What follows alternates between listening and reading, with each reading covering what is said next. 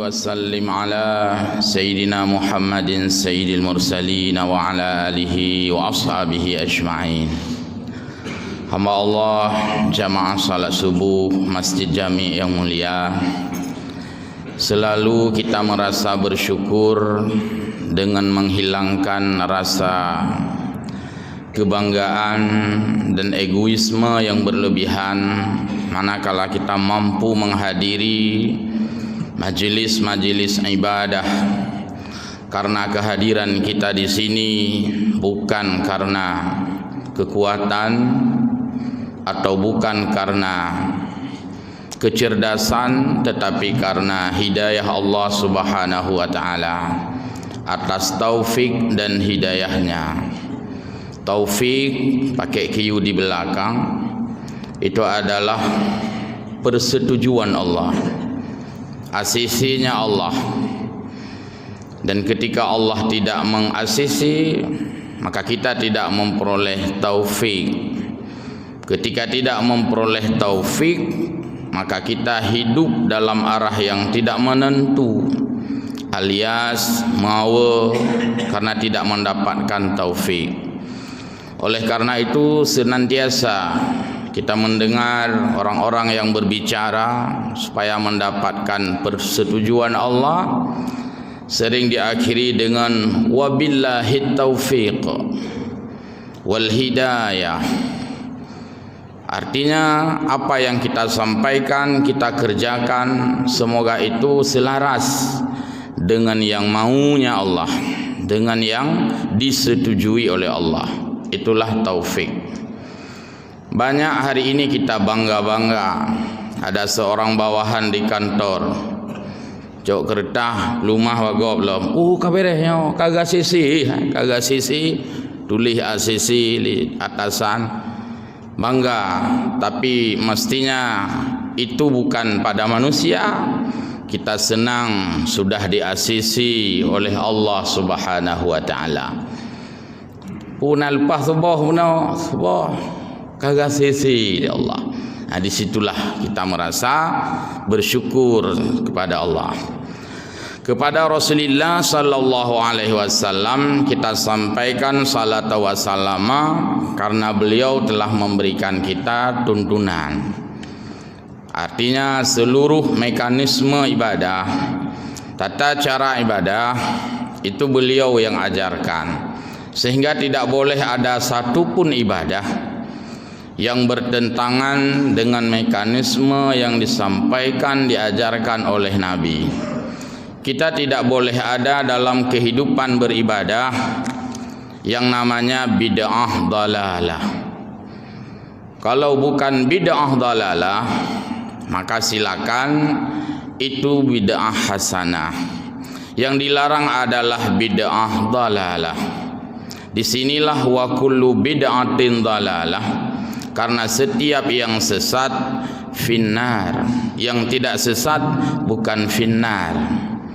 Karena itu kita sebagai umat Nabi Muhammad sallallahu alaihi wasallam dipersilakan berkreasi, dipersilakan berinovasi, mencari cara-cara baru, metode-metode baru, gaya-gaya baru, cara-cara baru.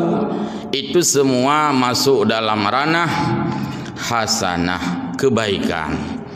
Allah jamaah salat subuh yang mulia, tadi kita sudah angkat sepotong ayat Allah, walaqad karramna bani Adam, dan seterusnya. Allah telah memuliakan manusia. Bani Adam di sini adalah kita sebagai manusia keturunan Adam, anak cucu Adam. Maka ada orang yang ketika ditanya, punaruh syara dua anak, syara yang mahnam turi ke syara Nabi Adam. Maka ada orang-orang kadang-kadang hadir pada undangan orang lain yang tidak diundang. Hai hanai undang pun aja, hai pun membuat syara tu, syara Nabi Adam. Jadi kudih sambung mbak Nabi Adam. Makanya kalau ada orang-orang yang hadir undangan orang lain, kadang-kadang sering mengalasankan hana undangan saja ayo pun maka mbak syarat ya. Hai pun syarat Nabi Adam. Itu masih lumayan. Nyo yang hai tu gecua tagap hana puata syarat yang dah coyu syarat bi adam. Habis silap-silap gok berapa? Alasannya tak syarat. Allah muslimin jamaah salat subuh yang mulia. Kemuliaan kita sebagai manusia sangat tampak sekali dan jelas sekali pada perlakuan Allah, perlakuan syariat kepada kita. Kita lihat saja dalam prosesi hidup. Ketika seorang manusia hadir, kita dipersilakan masuk, dipersilakan duduk karena adalah mulia sekali. Dan kemuliaan ini kontras ketika dibandingkan dengan yang bukan manusia. Mbak Bineh rumah tanya, seandainya seorang manusia tamu hadir roh gedong takun tungku piuh kan tungku du kepu tungku dong. Karena kemuliaan sebagai manusia. Nya hana cerita iman hana iman ile. Cerita manusia dulu secara universal dan global. Baik tunggu dong, tunggu du. Ketika kita sedang makan lewat manusia walaupun sabuh bungkuh tetap bertabah kegaknya. Untung pihana baju, yang baju pihana pun baju dia oleh. Kena tunggu dua, aku baju kau di karena manusia. Padahal ibu tu bungkuh, tapi tak bertabah. Bayangkan yang lewat itu kambing. Piuh kambing, ya hana tak koi dia. Ni piuh, hana malah tak hanya kali kambing tak, kali tak betul kena. Itulah perlakuan kita kepada yang bukan manusia. Artinya manusia mulia dan dimuliakan. Binatang itu tidak semulia manusia, walaupun binatang itu kita manfaatkan. Kambing memang bukan mulia atas martabatnya, tapi mulia karena dia itu makhluk Allah. Kita tidak boleh menganiaya binatang. Tetapi perlakuan tidak sama. Baik masa hidup ataupun ketika masa, semuanya pada meninggal. Lain lagi dengan meninggal, bagaimana kita dimuliakan oleh agama. Ada yang namanya fardu kifayah. Ada 4 kewajiban secara kifayah orang muslim yang masih hidup terhadap saudaranya yang sudah meninggal. Karena manusia maka dimandikan ketika dia sudah meninggal. Oh kali ke mana? Tanya lele urang lah. Tengah ke mana? Tapi kambing mati hana. Oh kali ke mana? Ada mayu. Tidak ada ditanya itu, menunjukkan perbedaan yang sangat kontras. Karena manusia dimuliakan ketika dia sudah meninggal pun. Karena dia tidak bisa salat tapi disalatkan. Maka ada istilah ungkapan sallu qabla an tusalli. Salatlah kamu sebelum kamu disalatkan. Maksudnya salatlah selagi hidup. Kita masih hidup nih. Sebelum kita nanti meninggal sudah disalatkan orang, tidak bisa lagi kita yang salat. Karena mulianya manusia, maka manusia itu dikafani dulu tadi, lupa. Dikafani, kemudian disalatkan. Kenapa harus dikafani sebelum disalatkan? Itulah karena mulia. Be'duh aurat. Sudah meninggal pun agama masih memuliakan kita dengan menutup aurat kita. Tak mendih kamu meninggal, bosongin kamu meninggal. Sebentar lagi pun sudah ditaruh di dalam lubang, di dalam tanah. Mestinya akan bisa saja. Tak usah kain-kain kafan, tak usah ditutupi lagi. Curulup juga di. Tapi tidak bisa karena dia adalah manusia. Ketika meninggal pun masih ditutup auratnya. Maka alangkah naifnya ketika seorang manusia selagi hidup tidak mau menutup aurat. Tehah tehing masa Aceh. Tapi ketika meninggal sudah ditutup. Nyan katu balik. Allah hanjut apa buat? Hanjut apa buat? Mestinya orang-orang yang malas menutup aurat tidak usah dikafani ketika meninggal. Tapi hanjil lainnya karena ketentuan tidak membenarkan. Tapi di sana kita ambil pelajaran. Sudah meninggal pun Allah menjaga kehormatan kita sebagai manusia, apalagi ketika hidup. Maka naif sekali orang yang ketika masih hidup rata jalan dengan tidak menutup aurat. Alhamdulillah kita masyarakat Aceh, walau kadang-kadang dikritik ada kekurangan, ya pasti, tapi kelebihan banyak Allah berikan. Salah satunya adalah kita menerapkan syariat Islam. Paling tidak, walaupun tidak sangat substantif, tapi secara tangibilitasnya, secara penampilannya sudah mewarnai. Kalau kritikan tetap kita terima, namanya juga kita manusia. Walaupun dari sana sini ada lebih, kurang juga banyak. Lagi bak urang ti. Ira ni carang lu ngun pilumpah jai. Betul ya hanya dah bantah. Carang pina bak tanya ngun ujung pina, bahkan ngun uram pina. Tapi kita sudah mewarnai. Sekarang ini seperti kita baca di media kemarin, kita ada LKS, Lembaga Keuangan Syariah, yang menjadi formalitas dalam perbankan. Ini juga kebanggaan masyarakat Aceh. Walaupun kadang-kadang orang juga belum bisa merasakan perbedaan. Sama jihtinyan ganto baje, tapi kita sudah mewarnai paling tidak dengan istilah syariah itu. Lembaga Keuangan Syariah, BSI, Bank Syariah Indonesia, yang orang lain kepingin belum tentu dapat. Ini adalah rahmat kita sebagai masyarakat Aceh. Belum lagi kemarin ketika corona, orang-orang saat tutup masjid tidak salat, kita masih salat seperti biasa walaupun dengan menjaga protokol kesehatan. Bahkan saking tersohornya sampai masuk Jakarta Post dalam koran yang berbahasa Inggris. Hana ya Abu Hotagop, ada Aceh ibu, semayang ura Aceh tamang koran. Pui tamang yang untuk kritik atau untuk dibanggakan, terserah. Pokoknya itu ada kekhasan kita masyarakat.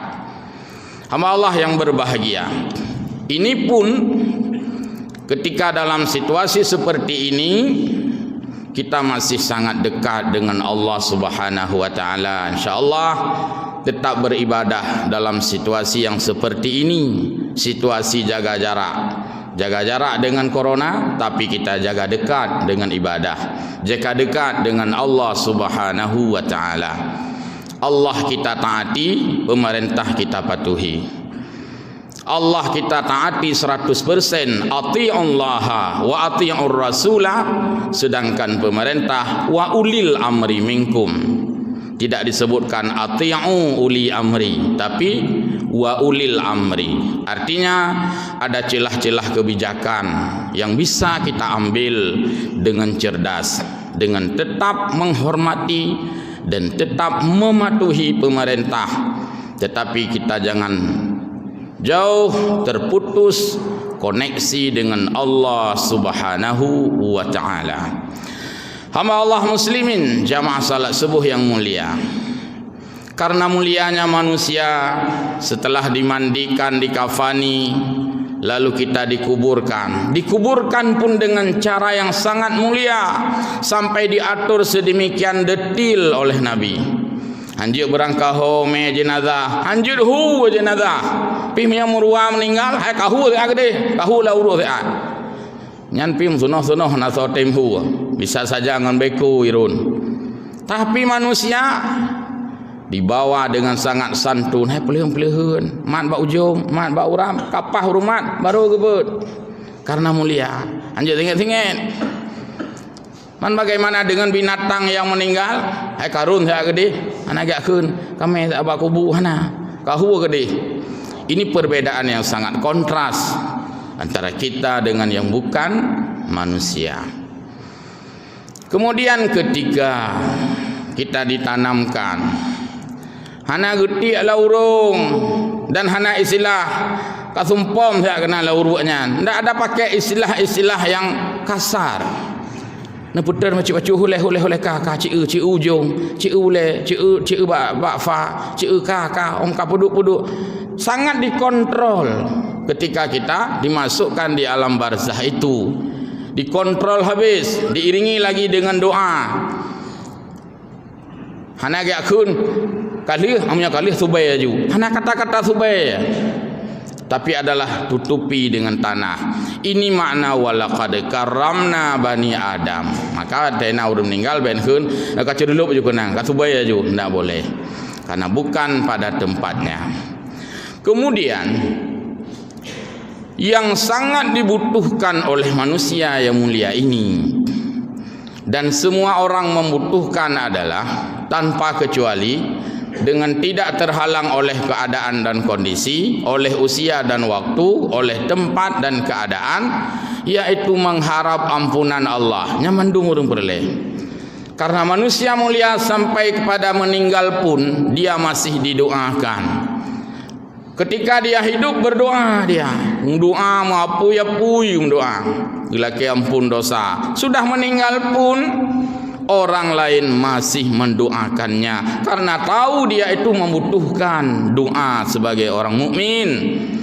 Karena orang mukmin diperintahkan oleh Allah untuk saling mendoakan dan saling meminta ampunan dari Allah Subhanahu wa taala, sebagaimana Allah berfirman dalam surah Muhammad, fastaghfir lahum, doakanlah mereka.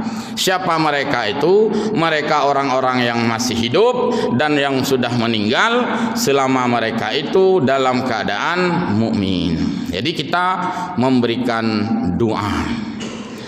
Doa ini sebagai kekuatan, poweristik, kekuatan yang cukup kuat bagi orang mukmin adalah doa.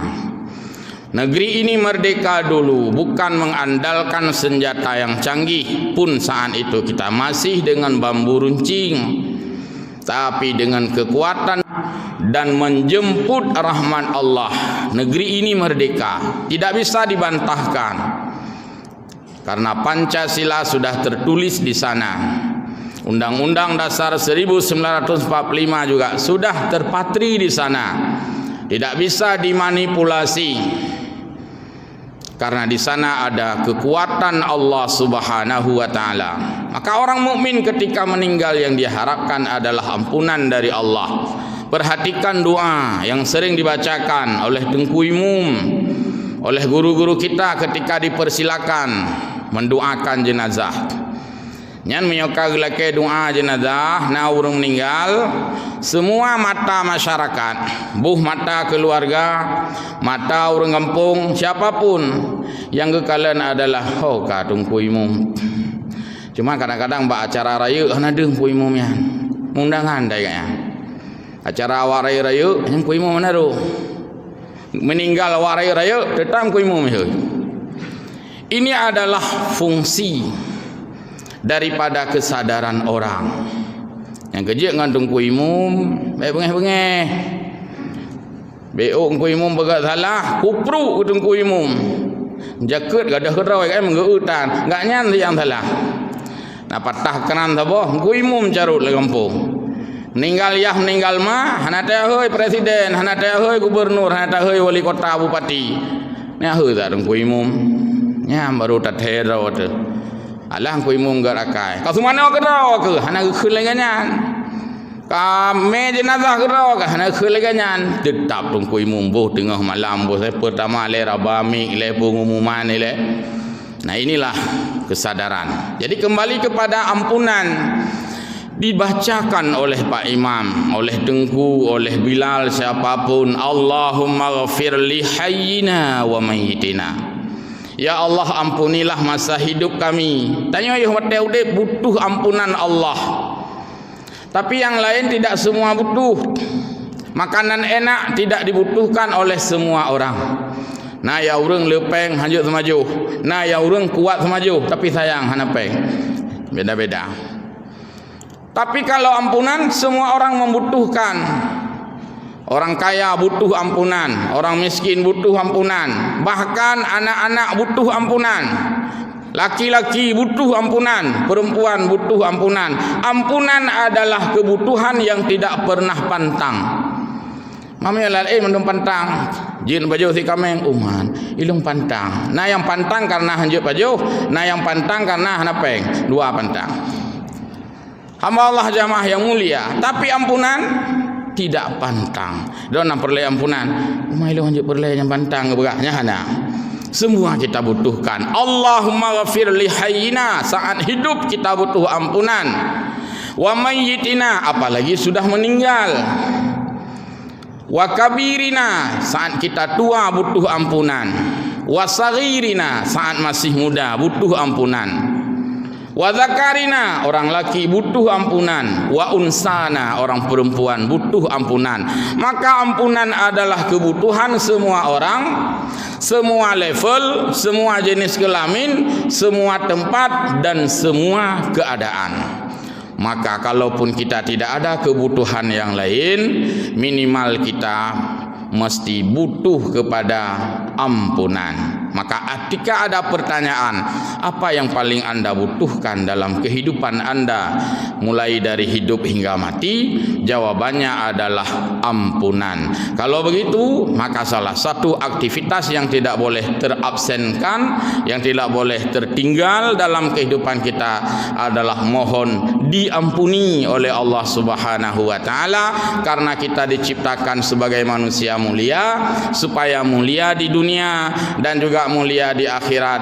Akhirat kita dapatkan kemuliaan melalui ampunan selagi kita masih hidup, bahkan saat kita sudah meninggal pun masih membutuhkan ampunan. Saat hidup masih bisa kita angkat tangan sendiri dan doa buju malau. Saya pun tidak tahu kenapa kita yang berdoa malau yang ju, tapi pokoknya kita berdoa. Saat sudah meninggal, babah sudah kaku, tangan tidak bisa mengangkat, maka didoakan orang. Maka doa orang mukmin kepada orang mukmin itu diterima oleh Allah. Kun dalam bahasa katanya kirim doa. Orang yang meninggal yang dia butuhkan adalah kirim doa. Tapi ketika masih hidup jangan kirim doa saja. Kirim juga yang lain-lain. Kirim sia megang, kirim peng, kirim paket. Nyan yang tahu dip. Karena ketika meninggal itu sudah tidak butuh. Lalu membalik. Wate udip doa tok si kibanan wa kampung kali baca doa. Mak jadi mesti kilau si hana beliau. Jangan doa saja, perlu juga materi. Jadi doa itu ketika sudah meninggal, sedangkan yang lain masih dibutuhkan ketika saat kita masih hidup. Demikian, mudah-mudahan ada manfaat. Amin ya rabbal alamin, dan mohon maaf. Wassalamualaikum warahmatullahi wabarakatuh.